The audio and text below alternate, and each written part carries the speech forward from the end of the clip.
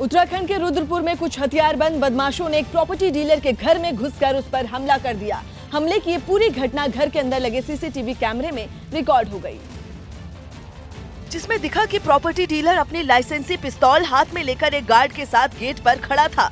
इस दौरान उसकी पत्नी भी उसे छत पर किसी बदमाश के होने के बारे में बताने की कोशिश करती दिखी, जिसके बाद तीनों लोग घर से बाहर की तरफ जाते दिखे। घर से बाहर निकलने के कुछ ही देर बाद हाथ में पिस्तौल लिए प्रॉपर्टी डीलर तेजी से दौड़कर घर के अंदर घुसा, लेकिन अंदर बदमाशों के होने का पता चलते ही वो वापस बाहर की तरफ भागा। गेट के बाहर उसकी पत्नी भी पीछे से आई, जो अपने पति को घर से बाहर की ओर दौड़ते देख वापस घर की तरफ भाग गई। इस दौरान घर के अंदर से दो बदमाश फायरिंग करते हुए प्रॉपर्टी डीलर के पीछे घर के बाहर की तरफ भागे।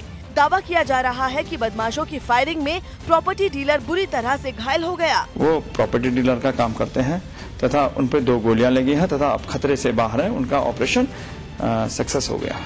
पुलिस ने सीसीटीवी कैमरे में रिकॉर्ड वीडियो की जांच के बाद जल्द ही बदमाशों की गिरफ्तारी का भी दावा किया।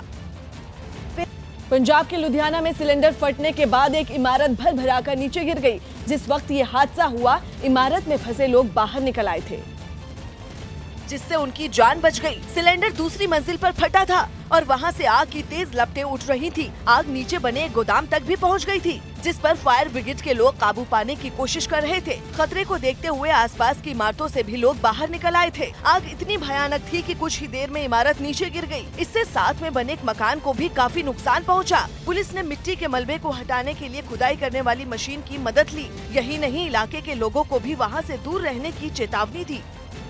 नवी मुंबई में कोपर खैरने इलाके में बीती रात 11 बजे करीब भीषण आग लग गई। आग सेक्टर 19 के पास चंद्रिका नाम की इमारत की निचली मंजिल पर मौजूद किराने की दुकान पर लगी। जानकारी के मुताबिक जिस वक्त आग लगी उस वक्त दुकान बंद थी। दुकान से धुआं निकलता देख लोगों ने तुरंत फायर ब्रिगेड को इसकी जानकारी दी, लेकिन जब तक दमकल की टीम मौके पर पहुंची, आग दुकान में फैल चुकी थी, जिसके बाद दमकल की 2 गाड़ियों ने कड़ी मशक्कत के बाद आग पर काबू पाया। हालांकि तब तक दुकान में रखा सामान जलकर राख हो गया।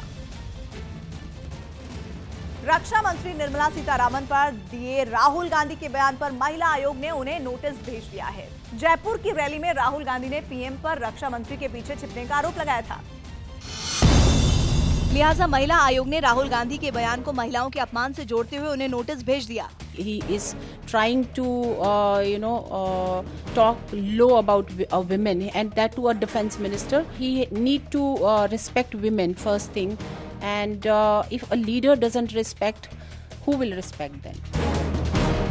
लेकिन राहुल गांधी को दिए नोटिस को लेकर कांग्रेस ने महिला आयोग पर ही हमला बोल दिया। देश का दुर्भाग्य है कि NCW आए दिन महिलाओं पे बढ़ते अत्याचार को लेकर ना टीका करती है ना टिप्पणी करती है। आप ये नहीं समझ रहे हैं कि एक महिला इतनी ताकतवर है और उतनी सक्षम है कि जो 56 इंच के सीने की बात करते थे और जुमला करते थे, आज उनकी भी रक्षा करने के लिए एक महिला आ रही है, तो उससे साफ साबित होता है कि महिला शक्ति में पूरी कांग्रेस पार्टी को और खास करके कांग्रेस अध्यक्ष को कितना विश्वास है।